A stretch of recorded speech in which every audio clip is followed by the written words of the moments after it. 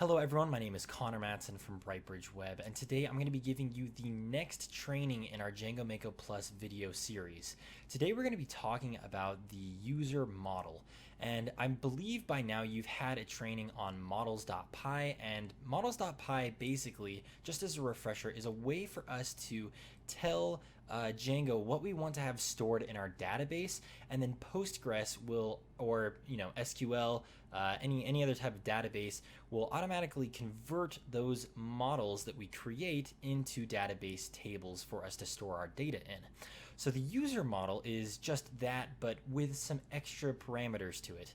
What it does is it allows us to create a model for users that has a lot of Django's built-in functions associated with it already. And we're going to talk about those functions today. And the big takeaway from this video is to understand why the Django user model is so incredibly important. When you go on Facebook or YouTube or any website that allows you to sign in, you can tell immediately once you sign in that the content on a site is different. And we want to provide that same content switch depending on whether a user is logged in or has certain user rights on a site. And those are things that we're going to be talking about in the next remainder of the videos in this Django Mako Plus series. Are how can we control dynamic content based on current user attributes or current site attributes. And we're going to go into that a little bit today, but mainly today we just want to grasp a basic focus on how a user model can influence the content of a site, and then how front-end users can actually log in, sign up, all of that functionality on a site as well. And so I'm excited to go through this journey with you. As always, there are timestamps below in the description of this video if you want to jump to certain parts. Hopefully this video will not be as long as my Mako 101 training because we can get through this fairly quickly and concisely. But I'm excited to code this with you today, and good luck as you code.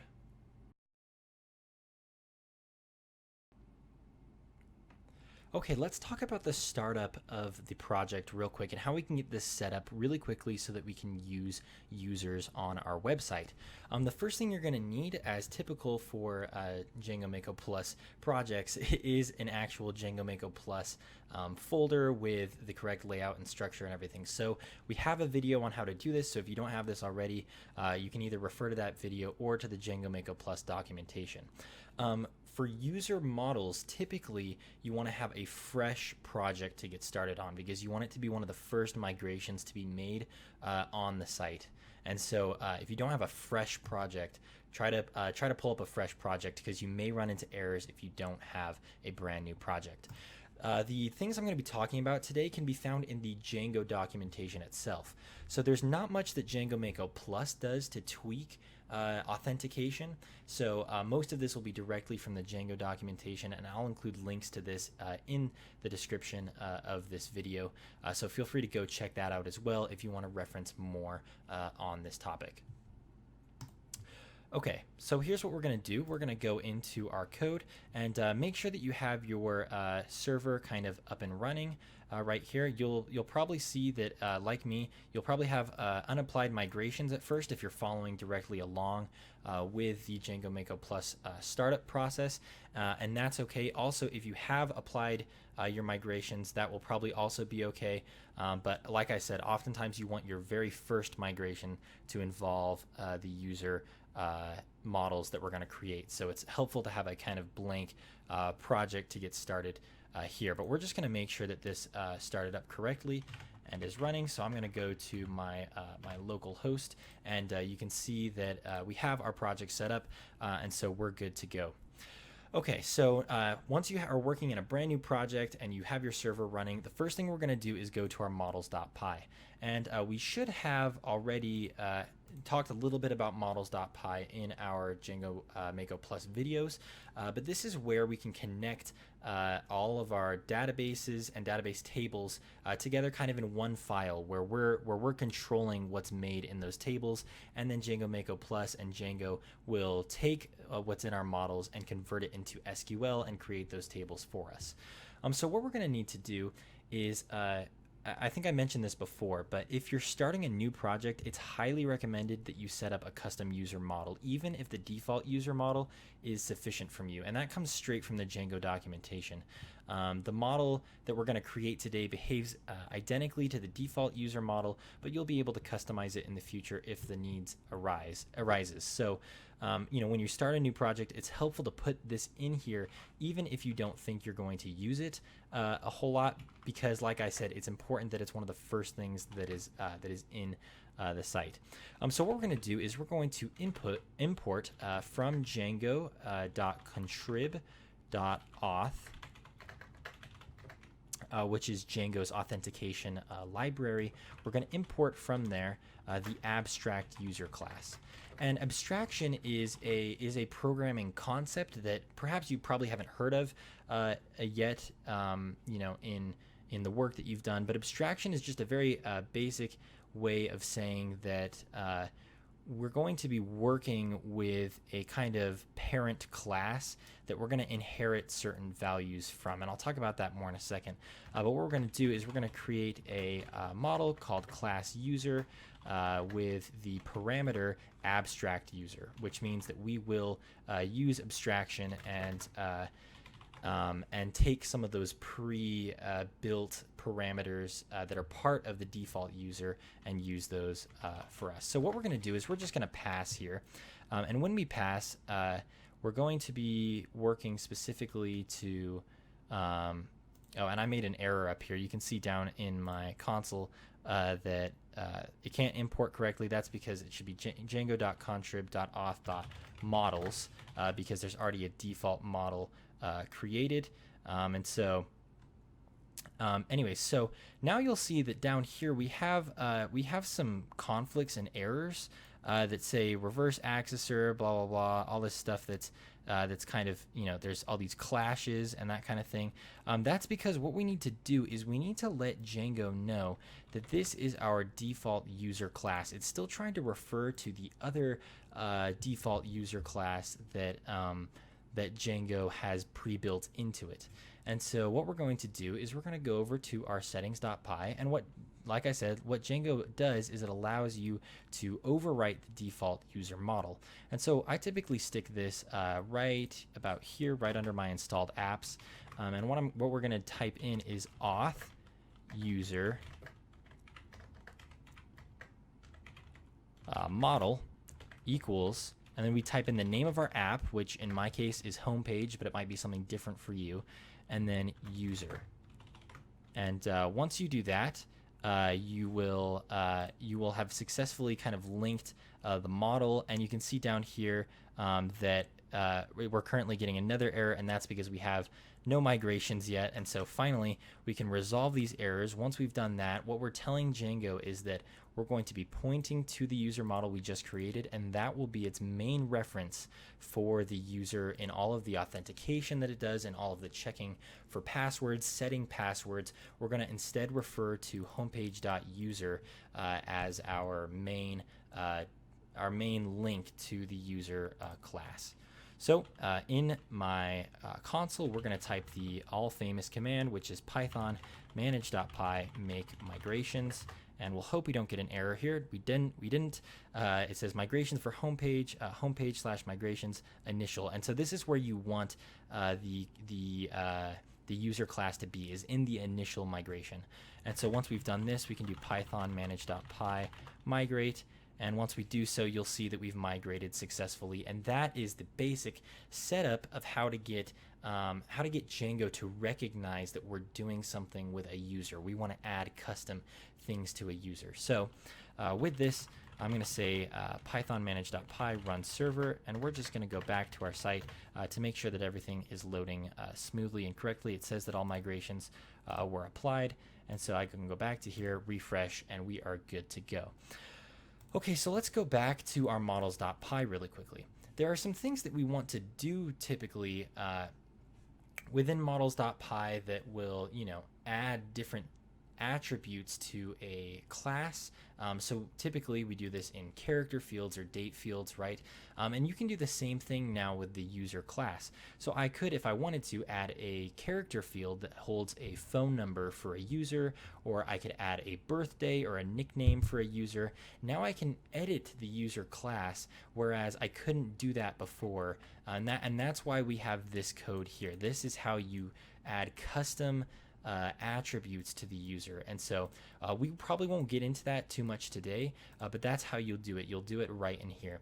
Today we're going to be focusing mainly on some of the basic things that come with users. So there's a list in the Django documentation of everything that's built into the user class already, but this is what I was talking about earlier with abstraction.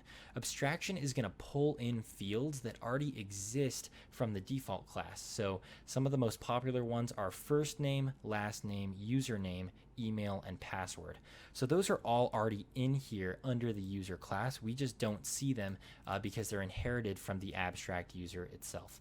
And so those are all the fields that we need to get started. But just so you know, you have this model now to go and edit later if you need certain attributes saved to the user.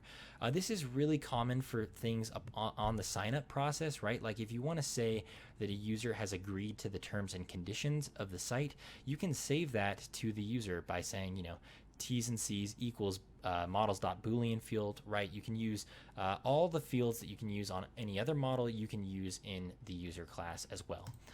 Okay. So now that we've got that set up and kind of explained, let's go ahead and get up and running in our templates and views. So you can see just typically as you do when you start up a project, I have just the default kind of template that Django Mako Plus throws at us. I'm going to get rid of all of it, the header and the footer within base. And I'm going to save, and then I'm going to go to index and delete everything within content, and I should now have a blank page. So let's go ahead and double check that. Okay, good, we're good to go. So what I want to do is let's go and create let's actually create 2 pages. So we're going to go new file, and we're going to do signup.html in our templates folder, and then we're going to create another file called signin.html. And so as I mentioned before, these are both common pages that you'd add to a website, right? You want to sign into Facebook, you need a place to sign in, right? And so we're creating that now, and we're going to be working in the back end on that as well. So just to give it a default inheritance and block template, I'm just going to copy what I had in my index.html to both of those. And within the content tag itself, I'm just going to include an H1 that says sign in for the sign in page, and we'll save that. And then I'll create another H1 in the sign up page that says sign up. Okay. And so just to confirm that this worked, let's go back to our browser. And as I talked about in my Mako 101 tutorial, we can just route to an HTML file like this. And so sign in, you can see, has the correct H1 on it, and sign up also has the correct H1 on it. One other thing I want to do is I mentioned that we're going to be working with knowing how to check if a user is currently logged in on the site. And so something I want to do is within base, just right before the main tag, let's include a p tag that just says that we'll say we're going to kind of write some pseudocode here. So we're going to say if user is logged in, we're going to say this, but if they're not logged in, we're going to say this next p tag. And so the first p tag is going to say I am logged in. And then the second p tag is going to say I am not logged in. And for right now, we can just comment out this first one because by default, we are not logged in. So going back to the site, I should be able to refresh, and I'll have this thing right here that says I am not logged in.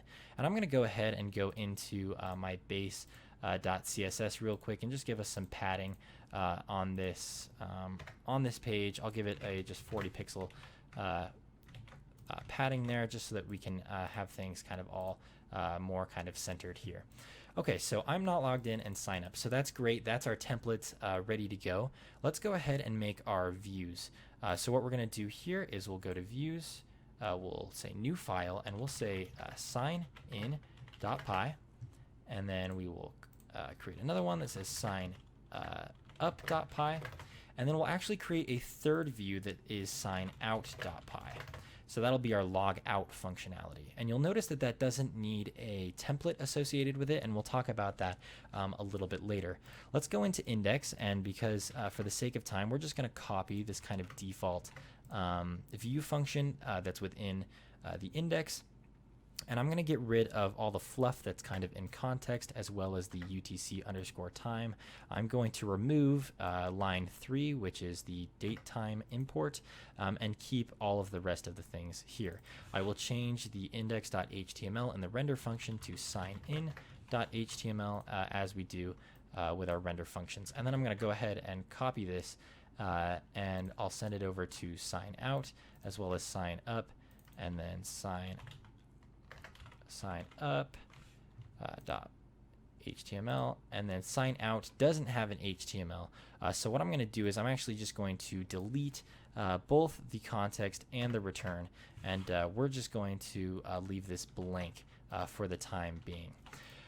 Okay, so let's just once again confirm that this worked by going back to sign up and clicking and refreshing the page, and it did. Our view function is working correctly, which means we are good to go, and we're kind of set up here.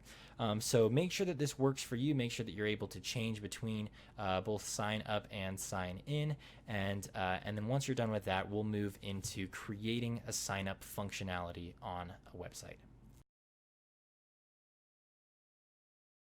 Okay, so go ahead and redirect yourself to signup.py.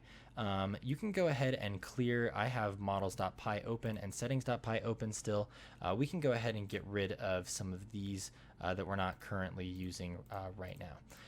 Okay, so what we're going to do is we're going to create a form, and if you don't know what a form is yet, it's one of Django's ways to format and take in input from the front end, and it's a very secure way. It's the highest form of security using a post method, and so this is stuff that is really good to know, and there will be a video out about forms this month as well. But if you don't know about forms yet, no worries, just follow along with me. But we're going to be doing from Django, we're going to import forms, and then we're also going to import the user model that we had made. So from homepage.models, you should know how to do this from your models training. We're going to do from homepage.models import user, and that will import the user model, which will allow us to create new users and work with the user database that we had created. Okay, so within our process request, we're going to go ahead and, actually, we're not going to do that yet. Outside of the process request, we're going to create our form. And so I'm just going to call this sign up form, and I will pass in the forms.form parameter. And here we're just going to add a couple of basic fields, which is username equals forms.char field with required set to true, and true. Wow, my typing today. Max length set to 150, although that is a very, very long username. Okay, and then what we're going to do is we can just copy this twice, and we'll have the second one be email. And I know I could validate this a little bit better, maybe use email fields or an email widget perhaps, but for right now we'll just go with this. So forms.char field required equals true, max length equals 150, and we're going to create the second one to say password, and that will also equal a character field with required equals true, max length 150. And I believe we're also going to add a widget in here. So for security reasons, we're going to add the widget equals forms.password input. Oops. There we go. And what that'll do is it'll just define the input to be a type equals password on the front end. And with that being said, we are good to go for our form.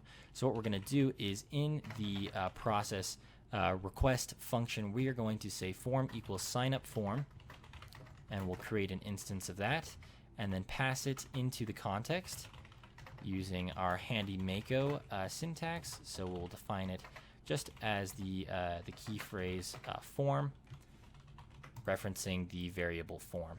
And so this is the kind of basic setup for getting a form all together. And this is kind of what it'll look like for a basic sign up form. You may want to retrieve other information like first name, last name, perhaps a phone number, whatever your client requires. But this is typically just the basics for signing up.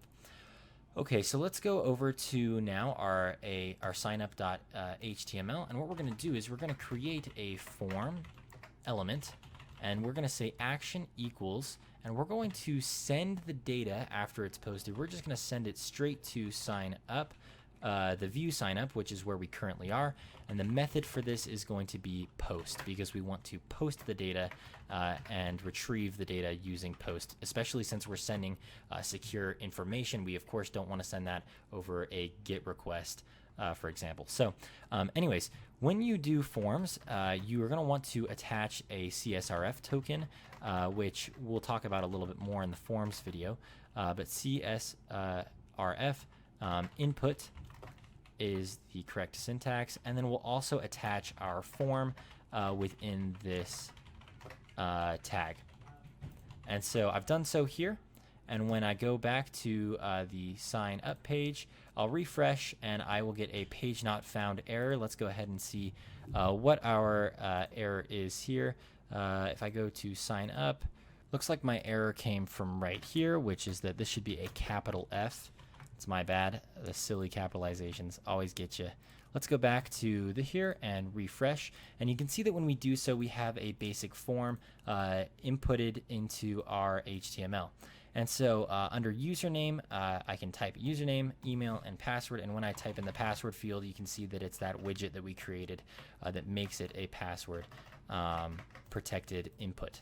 And so what we can do is if we go back to our code, we can go ahead and within our sign up, we can quickly add a button with type submit on it. And this will submit the data, and we can just say submit and then go back to here. And when we do so, it will act as the submit. So of course right now it's telling us that this needs to be filled out because we set them all to required, which is correct. So now we just need to create the code to handle this post request, which we're going to do right now.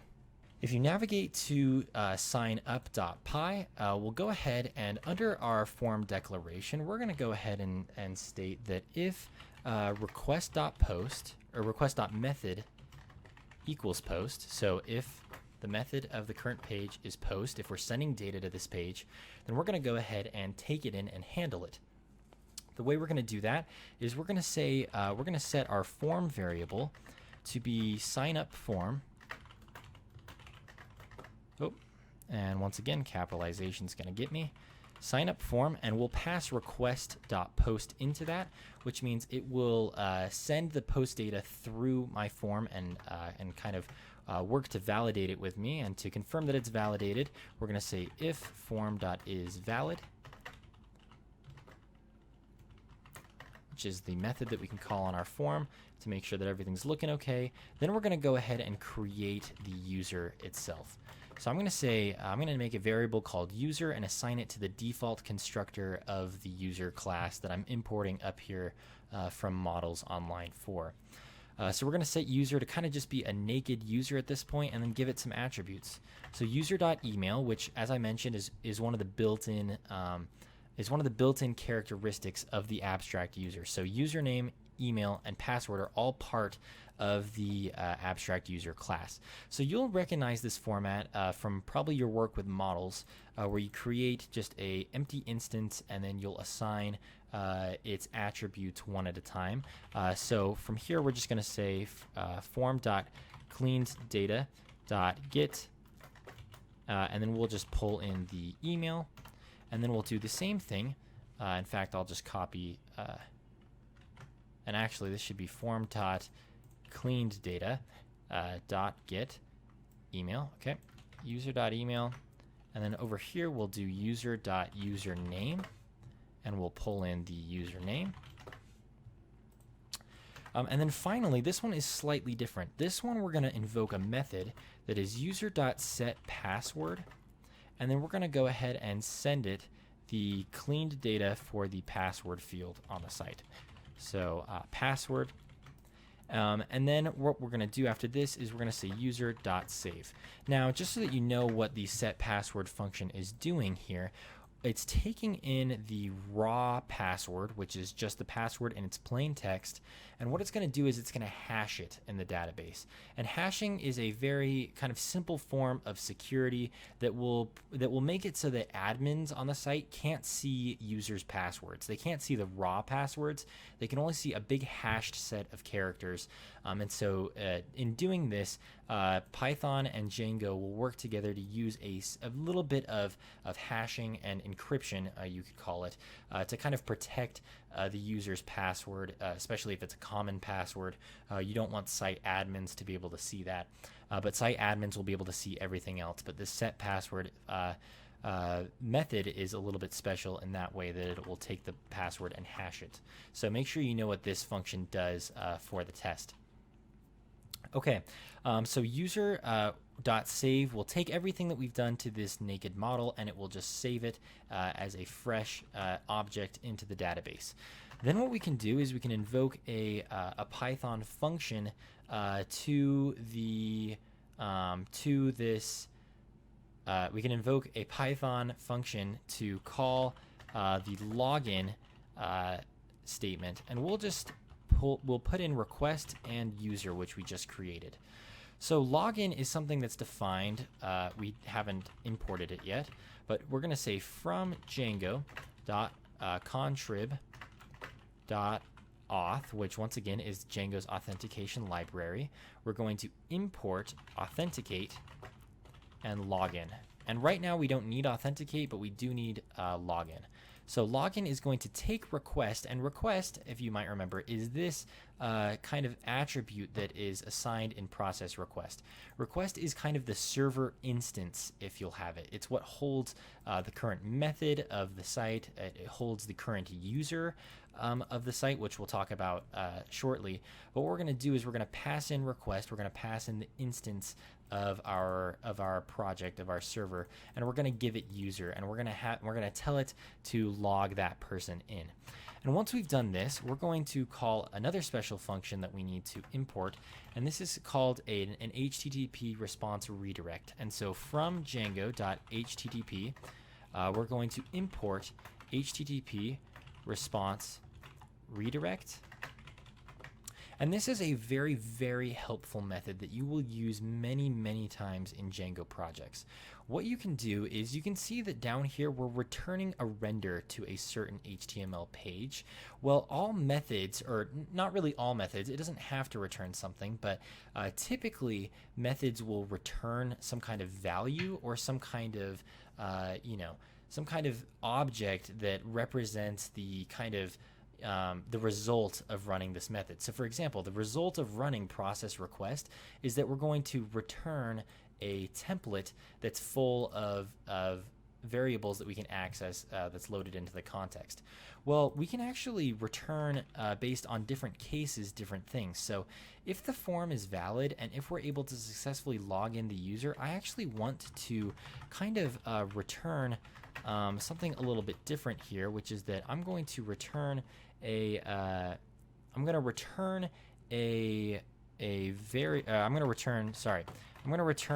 object, which is the HTTP response redirect, and what this will do is it will redirect me to a page on the site of my choosing. So I'm just going to have it take me back to index, or actually I can just do slash, will take me back to the root of the site. And when I do that, it will after it's done running this function successfully, it will take me back to the start of the site. And so this will only really ever take me to the start if I've successfully submitted a post request, and if my form is valid, and if I've logged in a user. After I do those three things, I'm telling Django and Python that it can return me to the start of the site. Otherwise, if those things are false, then keep me on signup.html. So this is a redirect off of the current page we're on. So let's go ahead and test that this works. I'm crossing my fingers here. I'm going to refresh the page. It's a good sign. We have no errors, but once again, we'll probably only get errors if we have a post sent. So what I'm going to do is I'm going to create a username. And as I made a funny joke last time about this, I'm going to recycle my own content and make a username that is Matthew, because that is a common name at Brightbridge Web. My email is going to be Matthew at matthew.com. And then for purely original sake, my password is also going to be Matthew. So MATTHEW. And I'm going to hit submit here, and we're going to pray that this doesn't break. And it doesn't actually break, which is awesome. So what happened there is that it took in our data, and now we're back on the original index of the site. So we're at index.html right now, and it still says that I'm not logged in, but that's because we haven't added functionality yet. So what happened, as I mentioned, is that we made the post request. We filled our form with the attributes from request.post, and we checked if they were valid, and if they were, we were going to create a new user, log them in, and then return them to the index of the site, which means in programming kind of logic, if we got to here, it means that this succeeded, assuming that this is correctly written and coded. And so what we can do to test this, as I mentioned, one of the goals for this video is to test kind of if a user is logged in and show different things on the website based on that. And that is going to be what we're going to be doing next. Okay, so you're on signup.py right now. Let's go ahead and go over to base.htm, where we kind of defined this pseudocode logic earlier, where we said if a user is logged in, we want to show the command, or we want to show the p tag that says I am logged in, and else we're going to say I'm not logged in. And so this uses simple Mako conditional syntax, which we learned in Mako 101.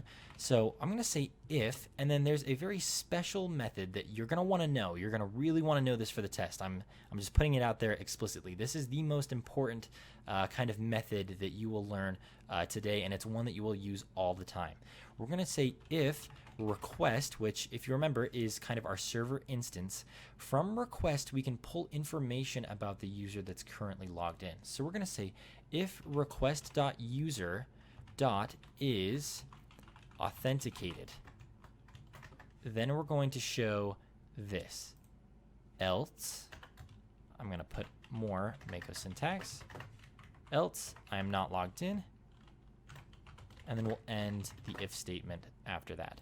And then I can get rid of this pseudocode here because I feel like I made it fairly explicit in my Mako code, and I'll just format this a little bit to be the way I like it. So once again, if request.user.is authenticated, then we're going to show this. If not, we're going to do this. So authentication, you've probably heard of this before, but it just means if credentials are successfully active on the site. So is my user logged in with valid credentials? If yes, let's show this. If not, then show this. And so once again, like I mentioned, you want to do this all the time. Facebook does this, YouTube does this, anywhere where there is a membership platform, you want to show different content based on if a user is logged in. You might want to show a different nav bar or a different content for the homepage, right? You can actually really start to create dynamic content by having user authentication come into play, which is so cool. As I mentioned at the start of the series, dynamic content is what we're all about in learning about Django. So really, really cool. So let's go ahead and make sure that I'm not all talk here, and I'll go ahead and refresh this page. When I do so, it says I am logged in, which means that successfully I'm a user who is authenticated now, which means that I'm active on the site. And just to prove this, what we're going to do is I'm going to go ahead and next to I am logged in, we're going to go ahead and just call in using typical Django syntax. We're going to call request.user.username. which, if you remember right, in our signup.py, we set user.username in here from the username that was in our form, which means that if this works correctly, I should see Matthew pop up next to I am logged in. And I'll go ahead and refresh, and it says Matthew. So once again, we can go ahead and pull user data from the request object, which is so unique. We don't have to do a query or anything in the database to obtain the user object. It's just part of request, which once again is kind of this magical and advanced kind of server instance that's part of our process request. And you can call this from anywhere. It doesn't need to be passed into the context because by default request is already available to anyone. So all you have to do is within any of your files, you can just call request.user, and that will get the current user of the site. And that's really important. Once again, these are test hints. Request.user will return the current user of the site. And so you can access their attributes like username. You can also access you can access all sorts of stuff. And actually, I don't know what happens if we do this, but let's go ahead and try to get it to print our password. I wonder if it'll break. I'm not sure, but it didn't break. And this is what I was telling you earlier about setting using the set password method. When we do this, it hashes our entire password into this long string. So if you recall, my password was Matthew for this, but now it looks like this when I print it out. So this is what admins will see on the front end, and it makes sure that, it ensures that if for some reason a hacker was able to, write Python logic on our site, they wouldn't be able to obtain your password necessarily without knowing the kind of encryption key that this hashing uses. So anyways, that's a really cool tidbit. I didn't even know that you could print the password directly, but you can. So anyways, let's go ahead and return this back to username, and we'll move on to the next part. But remember that this right here is golden. The code that I've highlighted is so golden for use anywhere across all sites, and it's really the pinnacle of using the user model. Okay, so what would a sign up functionality be if there weren't a logout and sign in functionality? So that's what we're going to be working on right now. So let's go ahead and start with sign out. That'll be the easier of the two. We'll go ahead, and what we want to do is we want to say alongside right here in our if request.user is authenticated, we want to make a button, and this button is going to say sign out. And what it's going to do is, and actually let's not make it a button, that doesn't make much sense. We'll just make it an anchor tag. So a href equals /sign out, and then we'll end the anchor tag like this, and let's just make sure that this is running correctly. We now have a sign out link over here. So as I mentioned before, there is no signout.html, and this is an interesting thing to think about because typically you wouldn't really think of sign out as having its own page, right? But it does have its own functionality. And so when a page, or when something on your website has a unique functionality but not necessarily a front end view or design to it, what you can do is you can just create a py file all by itself, and instead of returning anything special in the any kind of render in the process request, what we can do is do just what we were doing before, which is we can import from Django.http. We can import the HTTP response redirect. And we can just kind of have it so that whenever you go to sign out, we're going to return a redirect to another page after we run some functionality. So we'll just leave this without functionality for right now, just to prove that it kind of works in concept. So I'm going to return it to / just like that. And actually, let's return it to /sign in, which is a page we haven't really worked with yet. But let's just prove that this works. If we go back to DMP and then click / or type in /sign out, you'll notice that we got automatically redirected to /sign in. And I can click sign out as many times as I want, and I'm going technically to sign out, but it's just sending me immediately back to sign in. So this is really cool, which means that now we kind of have this template here that we can just invoke some kind of functionality. So what we need to do is very, very simple. It's a single line of code after we import. So the import we're going to use is the one we've been working with a lot today, which is Django's default authentication library. We're going to import logout, and I'm going to go down into process request, and I'm just going to say very simply, we're going to log out using request. And remember that this is possible because the user is part of the request object. User is buried within this somewhere. So we're able to just pass in request and we can log out that way. And so if this works, we should be able to click sign out, and then we'll be redirected to sign in, but this time it's going to say I am logged out, and it won't have my username anymore if this worked correctly. So let's click sign out, and I did so, and it says I'm not logged in, which means that I've successfully signed out of the site. It's literally that simple. Logout is like the easiest. This is the easiest code to write ever. It's 11 lines, so you should be able to do this basically with your eyes closed. Okay, so let's now talk about signing in, which is the last step of the kind of trio of sign out, sign up, and sign in. Okay, so go over to your signin.py, and what we're actually going to do is the functionality of this page is very, very similar to sign up, and you'll see why in a second. So what I'm actually going to do is I'm going to copy all of signup.py and just come over to signin.py and replace it. And of course, make sure you go to the bottom and click sign in, type in signin.html for the render, so you're rendering the correct page. And then what we're going to do is we're going to go to the form, and we're going to rename it just for purely semantics sake. We're going to say sign in form instead of sign up form. And we're going to go ahead and replace the instances of these throughout this page.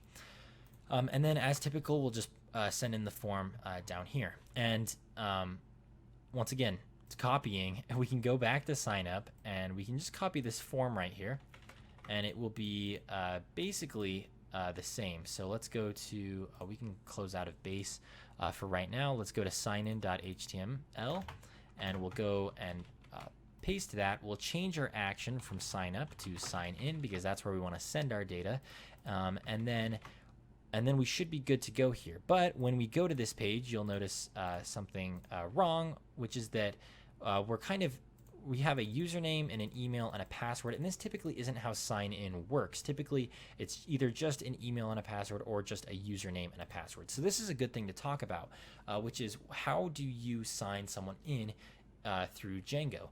And Django by default accepts the username and the password as the default login pair. That is the pair that you need to send to Django to authenticate the user and sign them into the site.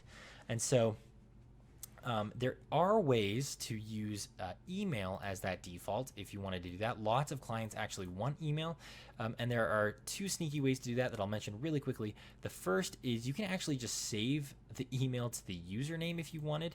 That's a little bit of a roundabout way to do it, but if you wanted to do it the official Django way, feel free to look at the Django authentication pages, and especially the defining a custom user model pages, where you can specify what exactly is required to log a user into the site. Okay, so let's go ahead and work with sign in here, but as I mentioned before, we don't really need email because by default Django will take in the two fields, which are username and password. So I'm just going to delete email from the sign-in form, and then what we're going to do is let's just go ahead and make sure that that was correct on the front end. Now we just have username and password, and this looks like a typical sign-in page now. So what we can do is I can save this, and instead, so let's just look. Like I said, the functionality is very similar as sign up, but there are a couple of things that need to change. Under request.method equals post, we're still accepting the form into the sign-in form and checking if it's valid. But this time we don't want to create a new user, because if we're signing in, we're assuming that that user has already been created. And so what we want to do is get rid of this, because we're not trying to create a new user, we're trying to access one. And the way to do that is to use this special method up here that we defined earlier, which is authenticate, which comes from Django's Auth Library. And so what we can do is we can go ahead and say user equals authenticate, and then we're going to pass in the username. So username equals form.cleanedData.get username. And then the password is form dot cleaned data dot get password. And so this is the query that will pull in the user object. You're passing in a username and a password directly from Django Forms, and then you're going to try to log them in using that object. And so there are a lot of, you might not know this yet, but there are a lot of ways to reference objects. Typically what we'll do is we'll do the name of the object .objects.get, and we'll try to search for attributes like this, but that will not work to log a user in. In order to use the login function, they must be authenticated, or they must be freshly made, as in signup.py. So over here we don't have to authenticate because it's by default authenticated within its scope once we set its password. And so if we go back to sign in, we have to make sure that we're authenticating, which is the method to check if username and password are correct. So officially in the Django documentation, it says we use authenticate to verify a set of credentials. It takes credentials as keyword arguments, which is username and password for the default case, and it checks them against the authentication backend and returns the user object if the credentials are valid. So if there is a user with this username and password, it will return that object. If not, it will return none, and this login function will not work. So let's go ahead and see if this works. Cross our fingers. We're going to refresh. No errors right off the bat. Our username that we created was Matthew, and our password was also Matthew. I don't remember if it was lowercase or uppercase, so I'm praying that it's lowercase, and I'm going to say submit. And now, once we did that, we're sent back to index where it says I am logged in, Matthew. And so this is great, which means that we now have fully functional sign up, sign out, and sign in functionality. And so I can sign out, and once again, it's taking me back to sign in, and I can go to /signup and create a new user, right? And it goes on from there. So this is a very, very basic example of the user model, right? Of how we can start up a site with sign up, sign in, and sign out functionality. And so in just around 40 minutes here now, we've been able to create the basis of so many membership platforms out there. And if you can get this kind of thing up and running in 40 minutes, then that's a really great place to be in terms of development speed and such, because at the start of a project, a really great thing to do is show clients that you have this functionality up and running by week 1. So in conclusion, this is just the bare minimum for the user model, as I mentioned, just a sign up, sign out, and sign in functionality. Using the conditionals that we defined in base.htm, it's very easy to say, for example, that I could show a different nav bar or a different page based on whether the user was logged in or not. I encourage you to mess around with this code a little bit and see what you can do. A lot of the user model and user authentication things on Django projects are still kind of yet to be discovered for us. We're still learning a lot about this because there's so much in depth to the user model and user authentication, but there are a lot of really cool things you can get done, and most of it will just come from experimentation. What I've given you here today is just a base kind of vanilla template to get started with user auth and stuff. So I've included links to the Django documentation in the description of this video, and I invite you to go ahead and take a look at them, because those are really where you'll learn a lot of the more in-depth and interesting stuff. So I just want to thank you for watching this video. Good luck as you prepare for your test, and remember that the stuff you're learning here is really, really important. This is, we're not just teaching you this for no reason. Like I mentioned, the Facebook, Instagram, name any social media site, any networking or media outlet site, none of that would be possible at all if it weren't for user authentication. And clients want user authentication more often than not on their sites. So it's really cool that you know how to do this, and I encourage you to keep messing around with it and experimenting on your own time. Thank you so much again for watching, and I wish you the best of luck on your coding journey.